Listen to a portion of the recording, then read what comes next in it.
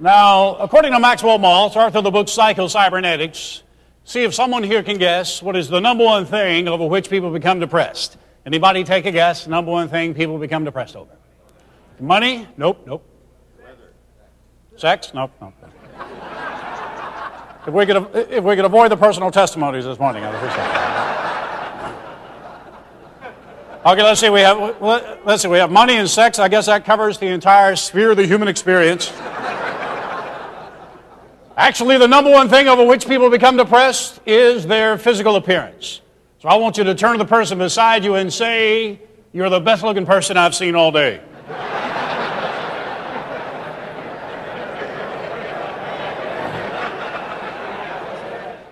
And I say to you that some of the things in our life that we lose, it could be a lot worse. As we all get older and you begin to lose your looks, at least you still have your health. If you lost a customer, look on the bright side. Somebody in this room found him. Now, I'm not advocating that we're supposed to live our lives with a blind, reality-denying optimism. I mean, when real tragedy or frustration comes into our life, we need to experience that pain, that anguish. I'm not saying we go around denying reality. But let's be honest about it, folks. A large percentage of the things we get upset over, depressed over, stressed out over are so petty and trivial and insignificant. They don't even deserve to be mentioned. Like spoiled children, we get upset because we didn't get our way or somebody didn't treat us in the fashion we wanted them to. These are the things over which I'm saying we can exercise mastery. My wife and I were devastated some years ago. The doctors told us we couldn't have any children. At first we got all depressed about it. And we decided, what good is this depression doing? We decided to act on the most positive solution we had, which is to adopt. In the last few years, we've adopted 2 happy little girls. Now we want to adopt a whole house full of kids. Back in to be out there. If you know the kid needs to be adopted, let me know. Tell you the truth, my wife is like an infant. I want to get the one that's old enough to mow the grass.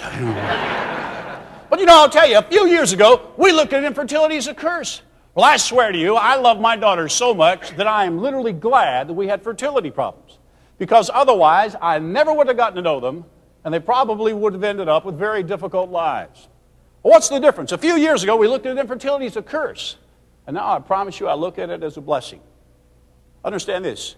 More than anything else, the attitude that we have in life toward the adversity that we face is the result of what we value. But we human beings are highly irrational. We are not very logical. An old cowboy philosopher said, "People are not logical. If they were, it would be men who rode side saddle."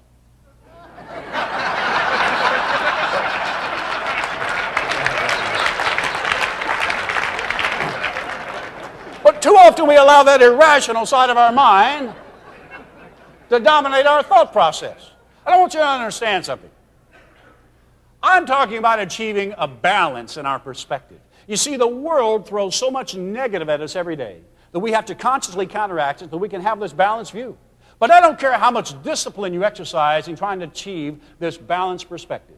If we allow ourselves to associate with people who are always moaning and groaning and complaining, it will impact our attitude. You see, all of us in here, we like to think of ourselves as individuals. And to a large extent we are. And yet we are highly influenced by the attitudes and the philosophies and the beliefs of the people with whom we associate. And you think about this a second. You think about the most neurotic, negative people you know, and usually at the core of their neuroses is an obsession with themselves, their needs, their wants, their desires. Do you think about the most consistently joyful people you know, and generally at the core of their joy is the satisfaction they derive from encouraging and serving others? Aren't you the microbroom that came to our school and talked to the kids? We thought you were wonderful.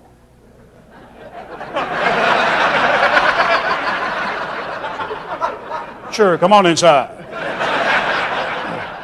I got about 5,000 cookies at home now.